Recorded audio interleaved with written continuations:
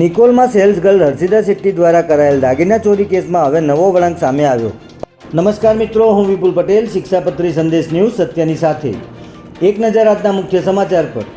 અમદાવાદના નિકોલમાં cells girl Harshita Shetty દ્વારા 1,66,00,000ના ઘરેણાની ચોરીના કેસમાં હવે નવો વળાંક સામે આવ્યો છે, જેમાં આરોપી સેલ્સ ગર્લ ક્રાઇમ બ્રાન્ચના અધિકારીઓ પર ગંભીર આક્ષેપ કરતા જણાવ્યું છે કે ક્રાઇમ બ્રાન્ચે તેની પાસેથી સોનું અને 1 લાખ રૂપિયા પડાવી લીધા છે. અમદાવાદના નિકોલ વિસ્તારમાં 11 મે 2026ના રોજ જ્વેલર્સ શોરૂમમાં કામ કરતી હર્ષિતા શેટ્ટીએ 1,66,00,000ના દાગીનાની ચોરી કરી હતી. ત્યારબાદ બંને ભાગીને ઉત્તર ભારતના અલગ અલગ રાજ્યોમાં સાથે રહ્યા હતા, જે બાદ પોલીસે હર્ષિતા શેટ્ટી અને તેના બોયફ્રેન્ડની ધરપકડ કરી હતી. હાલ મહિલા આરોપી હર્ષિતા શેટ્ટીના રિમાન્ડ પૂરા થઈ ચૂક્યા છે, જ્યારે મયુર માળી 25 મે સુધી રિમાન્ડ પર છે.